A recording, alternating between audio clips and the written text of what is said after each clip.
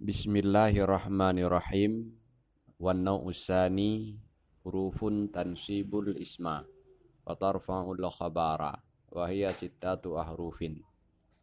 Dan bermula bagian yang kedua itu beberapa huruf yang menasab ia beberapa huruf akan isim dan merafa' ia beberapa huruf akan khabar. Dan bermula dianya huruf-huruf yang menasab isim dan merafa' khabar itu 6 segala huruf. Waw huruf istinaf, an-nau'u mubtada, hukum mubtada marfu' alam rafa' dhammah yang zahir pada akhirnya karena isim mufrad. Hukum isim mufrad dirafa' dengan dhammah, dinasab dengan fathah dan dijar dengan kasrah. An-nau'u mausuf, as-sani disifatkan kepada an-nau'u. Hukum sifat mengikuti mausuf, disifat kepada yang marfu', lam rafa' dhammah yang ditakdirkan di atas ya karena isim mangkus. Hukum isim mangkus dirafa' dengan takdir, dinasab dengan fathah dan dijar dengan takdir.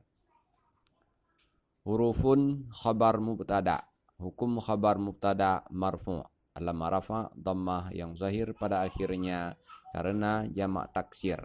Hukum jamak taksir dirafa' dengan dhammah, dinasab dengan fathah dan dijar dengan kasrah. Tansibu fi'il mudhari' marfu' yang muta'addi dan marfu' karena sunyi daripada amil nasib dan amil jazim. Alam rafa' dhammah yang zahir pada akhirnya karena fi'il mudhari' sahih akhir. Hukum fi'il mudhari' sahih akhir dirafa' dengan dhammah, dinasab dengan fathah dan dijazam dengan sukun. Tugas fi'il ma'ruf yang muta'addi merafa' fa'il dan menasab maf'ul. Fa'ilnya zamir mustatir yang ada di dalamnya, takdirnya hiya. Al-isma maf'ul, hukum maf'ul mansub, alam nasab fathah yang zahir pada akhirnya karena isim mufrad. Hukum isim mufrad dirafa' dengan dhammah, dinasab dengan fathah dan dijar dengan kasrah. Waw huruf ataf, tarfa'u diatafkan kepada tansibu.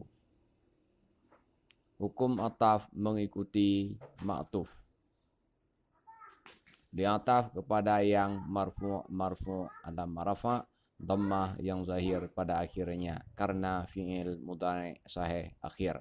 Hukum fi'il mudhari' sahih akhir dirafa' dengan dhammah, dinasab dengan fathah dan dijazam dengan sukun. Tarfa'u fi'il mudhari' ma'ruf yang muta'addi dan marfu' karena diataf kepada fi'il marfu'. Tugas fi'il ma'ruf yang muta'addi merafa' fa'il dan menasab maf'ul. Fa'ilnya zamir yang ada di dalamnya, takdirnya hiya.